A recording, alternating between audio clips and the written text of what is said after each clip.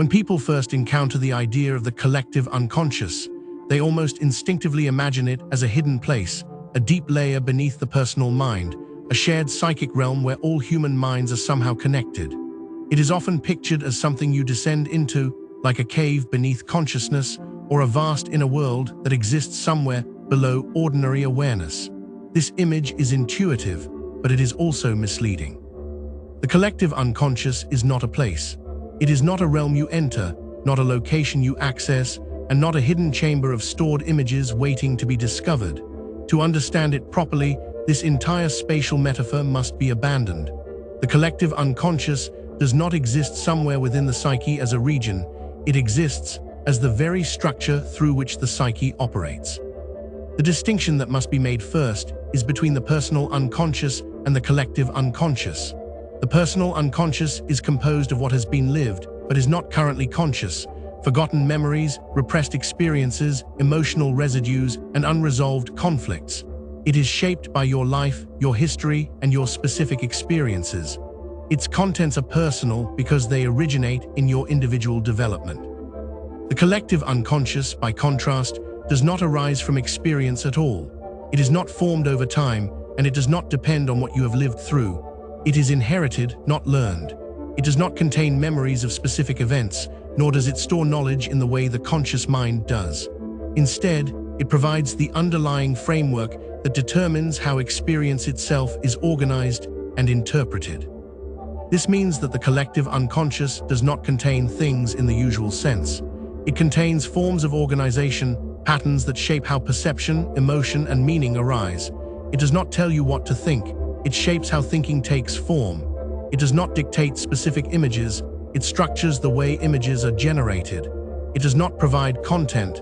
It provides the conditions under which content becomes meaningful. To understand this more clearly, it is useful to draw a philosophical parallel. The collective unconscious functions in a way similar to what Immanuel Kant described as the categories of perception, the innate structures through which the mind organizes reality. According to this view, we do not perceive the world as it is in itself. We perceive it through the organizing structures of the mind.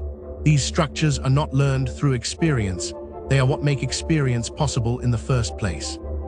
In a similar way, the collective unconscious can be understood as a set of innate structuring principles that shape psychic life before any personal experience occurs. From the very beginning, the psyche is not a blank slate. It is already oriented, already patterned, already structured in ways that determine how it will interpret the world. This is why the collective unconscious cannot be located beneath consciousness.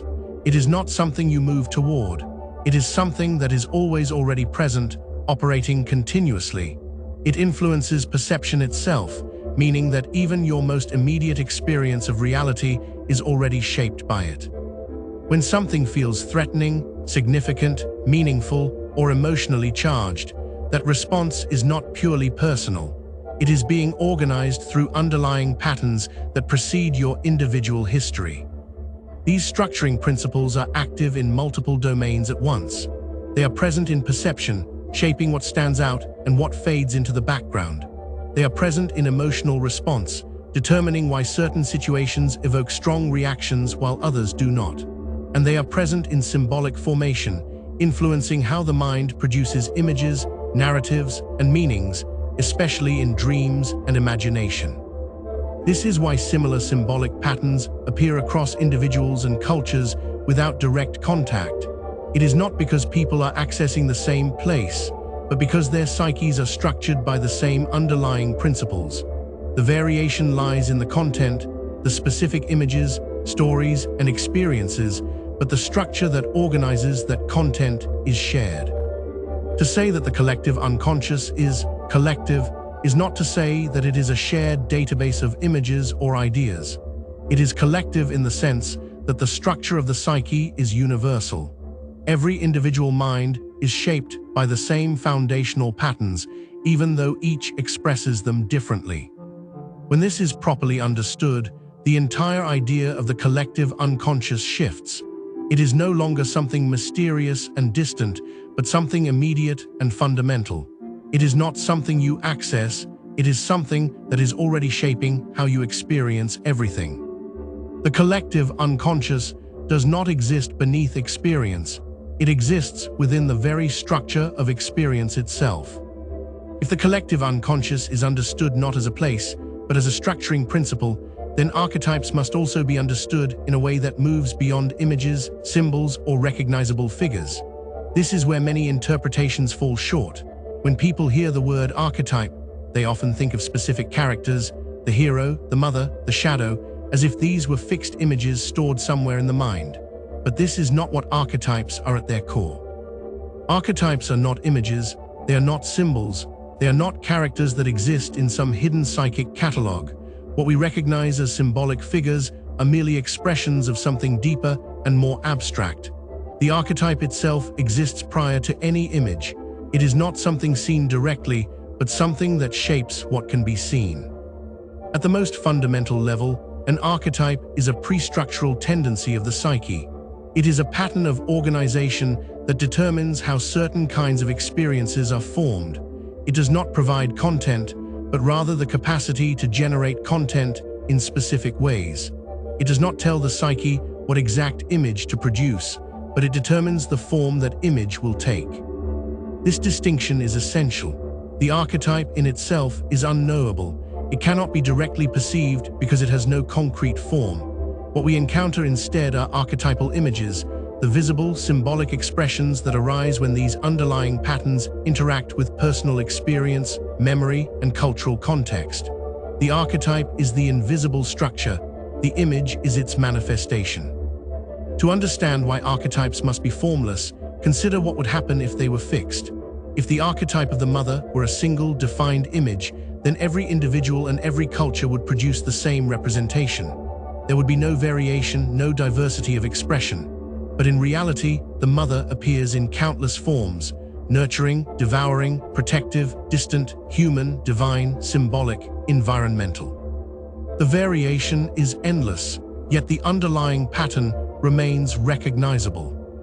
This is because the archetype does not dictate the image, it shapes the conditions under which images are formed. Its power lies precisely in its flexibility. It is both stable and dynamic, stable in its structural function, but dynamic in its expression. This is what allows the same archetypal pattern to appear across cultures and individuals in endlessly different forms while retaining a shared core. Take the example of the mother more precisely. The archetype is not a person, not your actual mother, and not even a generalized image of a woman. It is a pattern of origin, dependence, containment, and care. This pattern can manifest as a person, but it can also appear as a place, a memory, a dream figure, or even an abstract sense of being held or supported. The archetype does not define the form, it defines the structure of the experience. In this sense, archetypes can be understood metaphorically as something like gravitational fields of the psyche. They are not physical, and they are not mental in the usual sense of being thoughts or images. They are formative forces imposed on the structure of the psyche, shaping how psychic content organizes itself. Just as gravity does not dictate the exact shape of an object, but determines how it moves and forms, archetypes do not determine specific images, but influence how experience takes shape. These forces are always active, even when they are not consciously recognized. They guide the formation of perception, emotion, and imagination without appearing directly. What we encounter consciously are the results of their influence, images, symbols, and narratives that carry a sense of depth and significance. But beneath those expressions lies a structure that cannot be reduced to any single representation. This is why archetypes must be understood as fundamentally formless. Their reality is not in what they look like, but in what they do. They organize, shape, and generate patterns of experience. They are not the images themselves, but the invisible principles that make those images possible. Archetypes do not appear directly. They manifest through symbolic forms shaped by both structure and experience. If archetypes are truly understood as structuring principles of the psyche, then their influence must extend far deeper than symbols, dreams, or abstract psychological ideas. They do not simply appear at certain moments, they operate continuously, and more importantly, they operate before conscious thought ever begins. This is where their role becomes most difficult to grasp. because it requires abandoning the assumption that we first perceive reality neutrally and only afterward interpret it. In ordinary thinking, it seems as though perception comes first and meaning comes second. We imagine that we observe something objectively and then we assign significance to it. But this is not how the psyche actually functions. Perception is never neutral. It is already shaped, already filtered, already organized before we become consciously aware of it. What we experience as reality is not raw data, it is reality that has already been structured. Archetypes play a central role in this structuring process. They influence not only how we interpret events, but how those events are initially experienced. They shape perception, interpretation, and emotional response simultaneously, not sequentially. This means that by the time something reaches conscious awareness, it has already been organized according to underlying patterns. When you encounter a situation, you do not first perceive it as neutral information and then decide what it means. Instead, it is almost immediately experienced as something significant, something charged, something categorized. A situation may feel like a threat, a challenge, a source of protection, or an opportunity for transformation. These categories are not consciously chosen in the moment. They arise automatically. These immediate categorizations are not random. They reflect archetypal patterns operating through perception itself. The psyche is constantly organizing experience into meaningful structures, and those structures are shaped by archetypal tendencies. This is why certain situations feel inherently important or emotionally charged, even before you have had time to think about them. Going deeper, archetypes influence not only how situations are categorized, but also what is noticed and what is ignored. Out of everything present in a given moment, only certain elements stand out. Some details feel significant, while others fade into the background. This selection process is not purely conscious. It is guided by underlying structures that determine relevance and meaning. Archetypes also shape emotional intensity. They influence why certain experiences feel deeply impactful while others pass without leaving much impression. The sense that something matters, that it carries weight or importance, is not simply a result of conscious judgment. It is part of how experience has already been formed before reflection occurs. This leads to an important distinction that must be made clearly. Archetypes are not mechanisms that activate after perception in order to interpret it. They are not secondary processes that come into play once experience has already been formed. Instead, they are active from the very beginning of experience. They are part of the conditions under which experience becomes possible at all. This is why archetypal influence is so difficult to detect directly. Because it operates at the level of structure rather than content, it is not something that appears as an object of awareness. You do not see archetypes in the same way you see images or thoughts. You see the results of their influence, the way experience is shaped, organized, and felt. Understanding this shifts the entire perspective on how the psyche functions.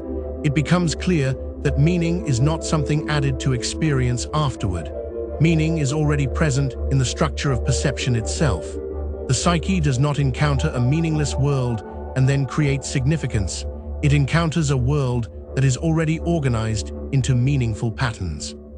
We do not apply archetypes to experience. Experience is already formed through them.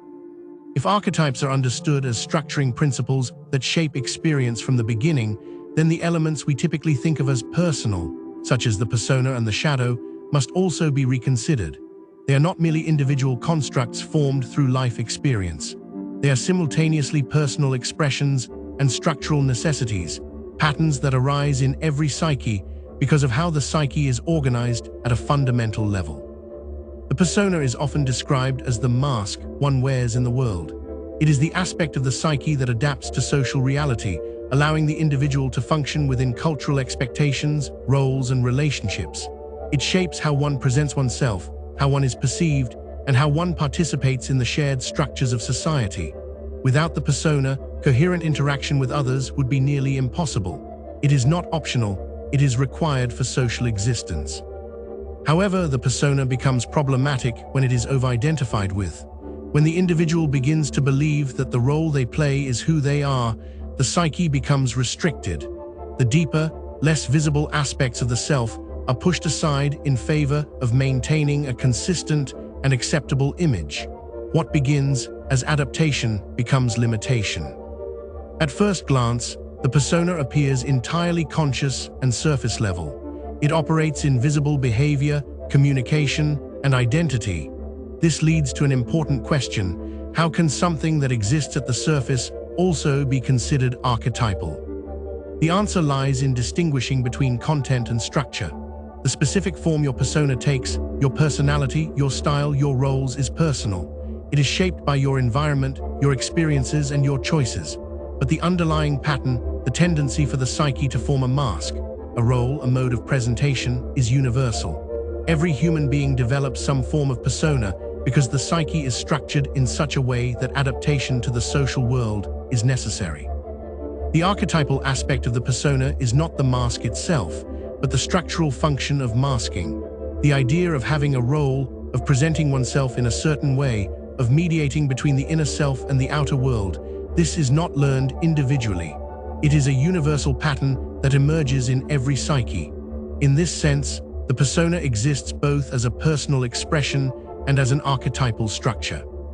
The shadow must be understood in a similarly dual way. It is often described as the part of the psyche that contains what is rejected, repressed, or disowned. This includes traits that are socially unacceptable, personally uncomfortable, or incompatible with the conscious identity. But the shadow is not limited to what is negative.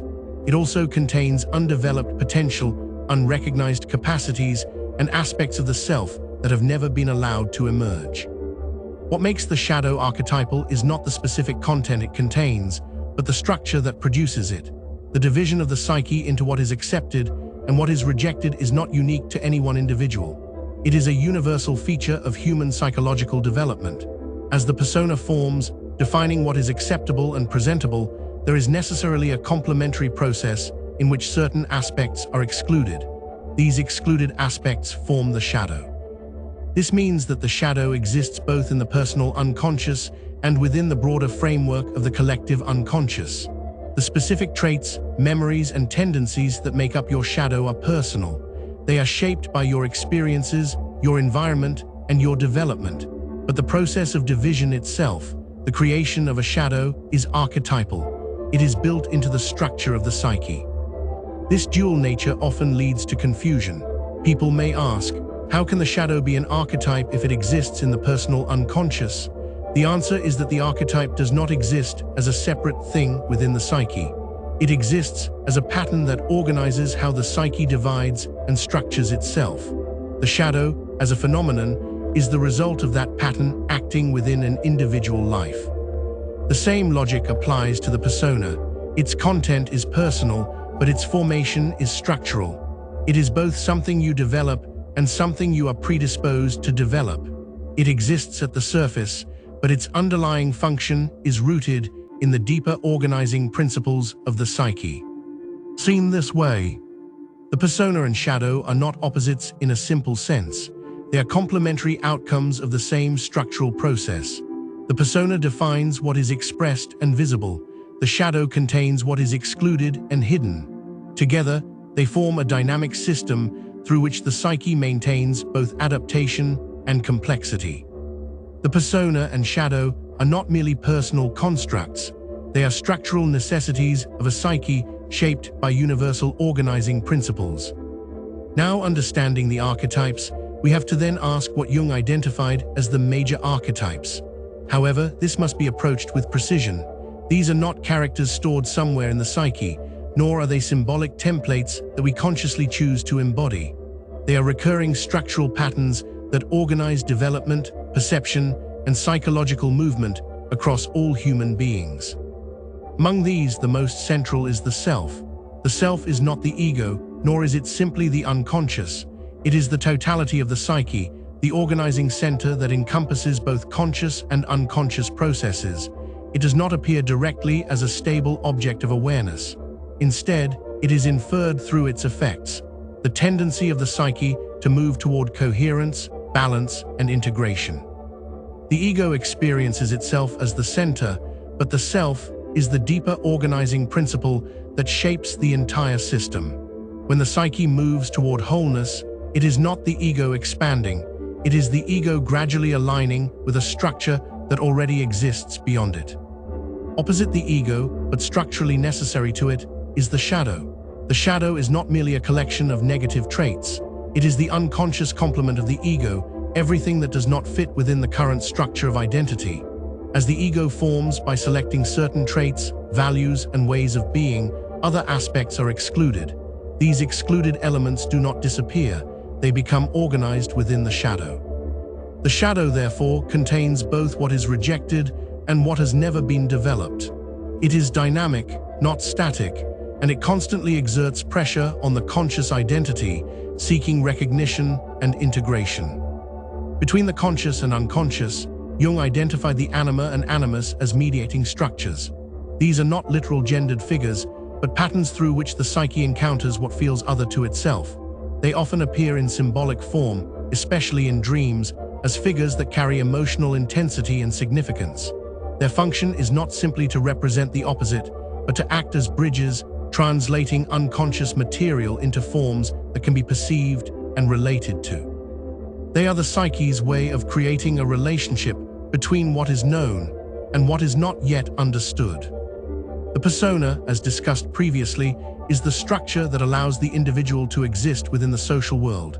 It organizes behavior, communication, and identity in relation to external expectations. While necessary, it becomes limiting when mistaken for the totality of the self.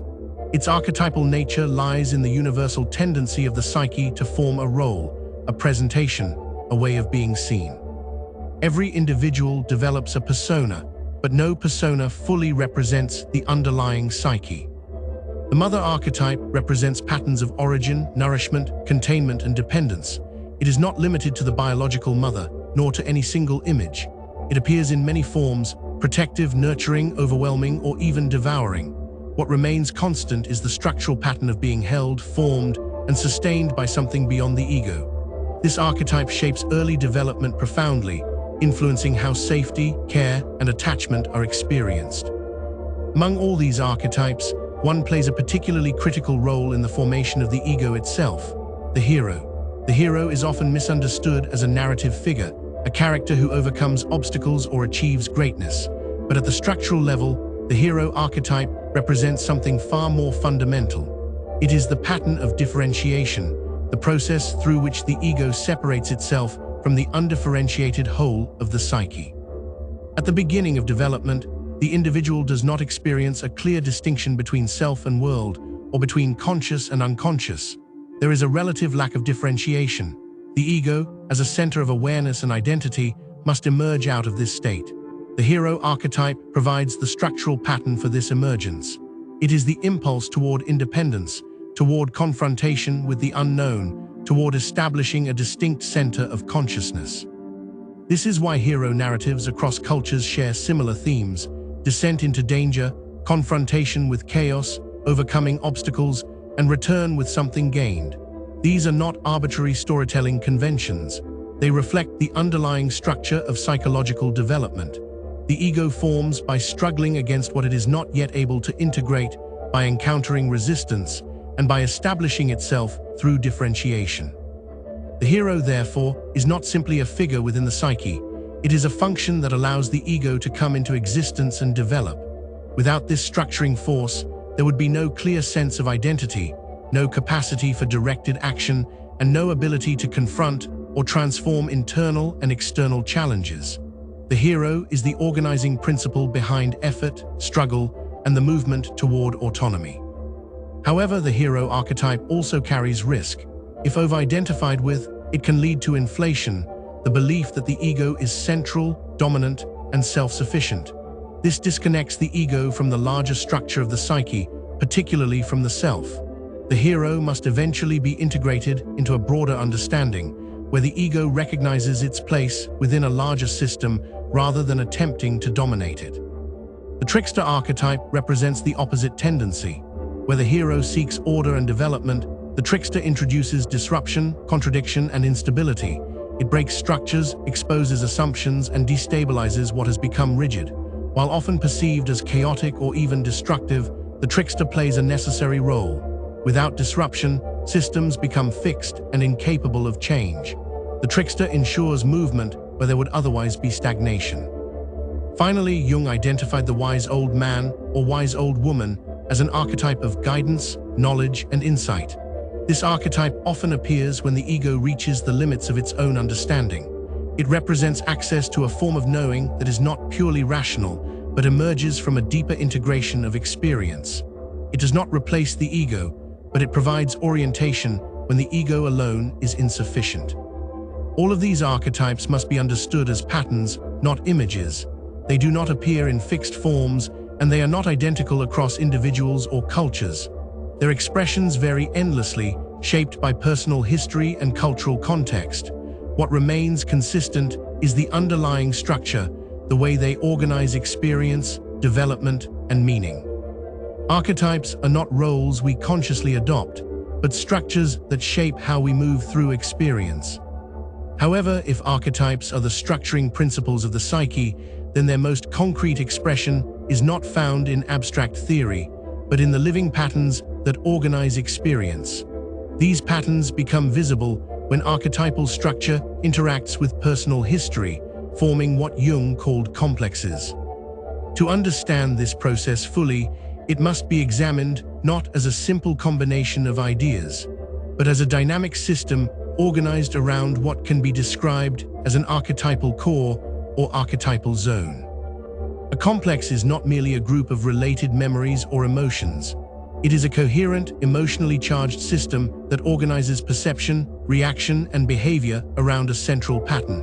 That central pattern is not random. It is structured by an archetype. The archetype provides the organizing principle, while personal experience supplies the content that gives the complex its specific form. In this sense, a complex can be understood as forming around an archetypal core. This core is not directly visible, but it functions like a center of gravity within the psyche.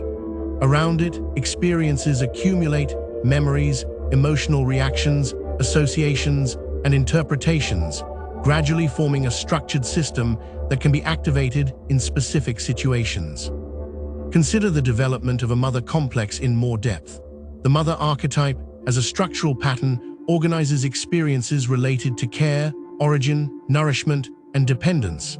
This pattern exists prior to any specific experience. When an individual interacts with their actual mother or with any caregiving figure, those experiences are not neutral. They are already being organized through this archetypal structure. If those experiences are consistently nurturing and stable, the resulting complex may form around expectations of safety, trust, and support. If those experiences are inconsistent, overwhelming, or absent, the same archetypal structure will organize those experiences differently. The complex may then carry patterns of anxiety, dependency, avoidance, or emotional conflict. What is crucial here is that the intensity and organization of the complex do not arise solely from the events themselves, but from the fact that those events are structured around an archetypal pattern. The archetype amplifies the experience, giving it a depth and significance that extends beyond the immediate situation. This is why complexes often feel disproportionately powerful. They are not only personal, they are structured by something universal. This process can be generalized across many domains of experience. A father-related pattern may organize experiences of authority, structure, and judgment. A hero-related pattern may organize experiences of challenge, effort, and self-definition. A shadow-related pattern may organize experiences of rejection, fear, or disowned aspects of the self. In each case, the archetype provides the structural core, while personal history determines how that core is filled. Over time, as more experiences accumulate around this core, the complex becomes increasingly organized and autonomous. It begins to influence perception automatically. When activated, it can shape what is noticed, how situations are interpreted, and how one reacts, often before conscious reflection occurs. This is why complexes can feel as though they take over. They are not random reactions, but structured systems operating according to an internal pattern. This same dynamic is clearly visible in dreams. Dreams can be understood as the psyche's way of expressing the interaction between archetypal structure and personal content without the constraints of conscious control. The imagery that appears in dreams is not arbitrary. It is shaped by the same organizing principles that structure waking experience, but in a more symbolic and fluid form. Every dream image can be seen as the result of two forces working together. On one level, there is personal material, memories, emotions, recent experiences, and associations. On another level, there is archetypal structure, which organizes how those elements are combined, emphasized, and transformed into symbolic form. For example, a threatening figure in a dream may not correspond to a specific person, yet it carries a strong emotional charge. This is because it is not merely representing a memory, it is expressing a pattern organized around an archetypal core, such as the shadow or a threat-related structure. Similarly, a protective or guiding figure may not be identifiable in waking life, yet it appears with a sense of authority or significance because it is structured by patterns related to guidance, knowledge, or care. This is why dreams often feel meaningful even when they are difficult to interpret. Their meaning does not arise from logical clarity, but from archetypal depth. The imagery carries a weight that exceeds its surface appearance because it is structured by patterns that operate beyond conscious awareness. The psyche is not simply replaying experience, it is reorganizing it through deeper structures. Beyond dreams, this interaction between archetypes and personal experience continues to shape behavior in everyday life. Reactions are rarely as simple as they appear. When a situation triggers a strong response, whether it is anxiety, anger, attraction, or avoidance, it is often because a complex has been activated. The response is not only about the present moment. It is structured by a system that has been built over time around an archetypal core. Identity itself is shaped in this way. The sense of who one is not constructed purely through conscious choice. It emerges through the interaction between the ego and multiple underlying structures that organize experience. Relationships are similarly influenced. Patterns of attachment, conflict, and expectation are not only personal, they are structured through archetypal patterns that shape how others are perceived and how interactions unfold. Seen from this perspective, the psyche is not a collection of isolated experiences, but a dynamic system of structured patterns. Archetypes provide the organizing principles. Personal history fills those structures with content. Complexes form as organized systems around archetypal cores. Dreams express these systems symbolically, and behavior enacts them in lived reality.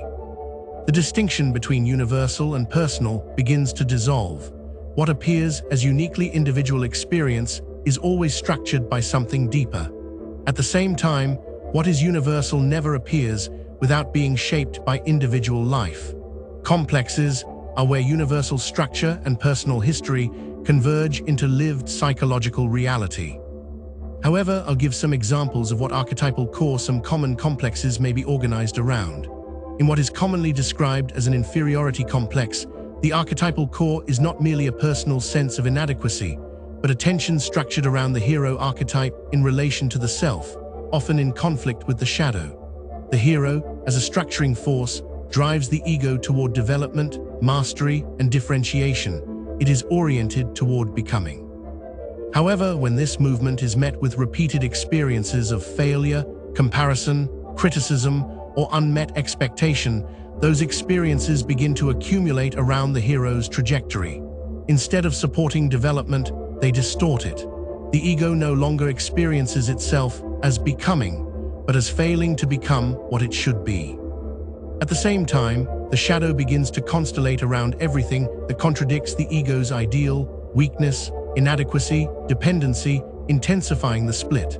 The result is a complex organized around an archetypal opposition, the striving hero versus the disowned shadow, under the silent pressure of the self as an ideal of wholeness. This is why the inferiority complex is not just emotional, it is structural. The individual does not simply feel inferior, perception itself becomes organized through this pattern. Situations are interpreted as tests, others as comparisons, and the self as insufficient in relation to an internalized archetypal standard. In anxiety-toned complexes, the archetypal core is typically structured around the shadow in its threatening aspect, often combined with destabilizing elements of the trickster archetype. Here, the psyche is organized around the anticipation of disruption, unpredictability, or invasion by something unknown. The shadow, instead of being merely disowned content, becomes experienced as something that may break into consciousness in an overwhelming or uncontrollable way. The trickster element adds instability. What is expected cannot be trusted. What seems stable may suddenly shift, and meaning itself can feel unreliable. When personal experiences of fear, unpredictability, or lack of safety accumulate around this archetypal structure, they form a complex that operates continuously beneath awareness. The individual does not first perceive reality and then evaluate it for danger. Perception itself is already shaped by the expectation of threat. This is why anxiety can feel baseless or not tied to a specific thought, because it is not primarily cognitive, it is structural. The psyche is organized around a pattern in which the world is implicitly experienced as uncertain, potentially disruptive, and not fully controllable. The complex, therefore, is not just a reaction to danger. It is a system that prepares for danger in advance, structuring both perception and bodily response before conscious interpretation occurs.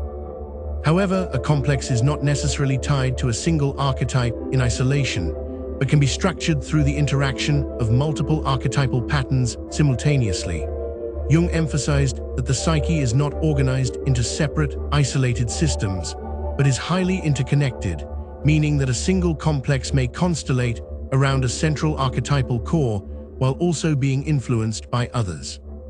For example, a complex centered on the hero may also involve the shadow, what opposes or undermines development, the self as an ideal of wholeness, and even the anima or animus as mediators of meaning and relation. This does not mean the complex becomes unclear or undefined, but rather that it reflects the dynamic interplay of archetypal structures, with one pattern often acting as the organizing center, while others contribute to its expression and intensity.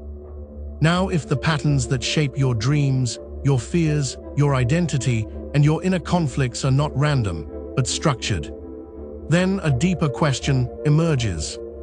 Why do these same patterns appear everywhere? Why do humans, across completely different cultures, separated by oceans, languages, and centuries, tell stories that feel strangely familiar? Why does a myth from ancient Greece echo the same structure as a tribal story from Africa, a Norse legend, or even a modern film?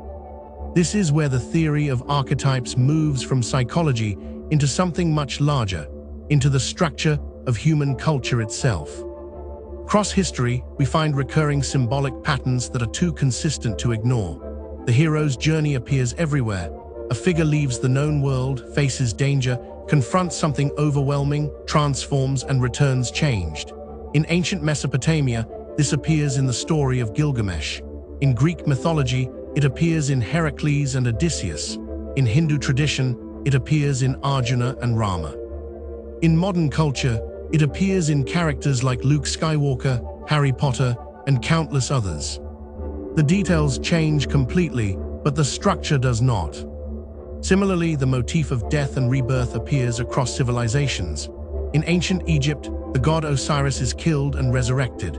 In Greek mythology, Persephone descends into the underworld and returns, symbolizing cyclical renewal. In Christianity, Christ dies and is resurrected. In many indigenous traditions, initiation rituals symbolically kill the old self so a new identity can emerge. These are not copies of one another. They are different expressions of the same underlying psychological pattern, transformation through dissolution. The same applies to the tension between chaos and order. In Babylonian myth, Marduk defeats the chaos dragon Tiamat to create the world. In Norse mythology, the cosmos emerges from the tension between fire and ice. In Chinese philosophy, yin and yang represent opposing but interdependent forces. In modern narratives, this appears as the struggle between stability and disruption, structure and breakdown. Again, the imagery varies, but the structural pattern remains constant. Even the presence of guiding figures, mentors, wise elders, divine messengers, appears universally. Whether it is Athene guiding Odysseus, Merlin guiding Arthur, Krishna guiding Arjuna, or a mentor figure in modern storytelling, the pattern is the same. When the individual reaches the limits of their understanding, something emerges that provides direction. At this point, coincidence becomes an insufficient explanation. These cultures did not all communicate.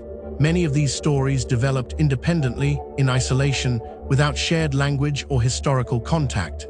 Yet the patterns repeat, not occasionally, but consistently, across time and geography.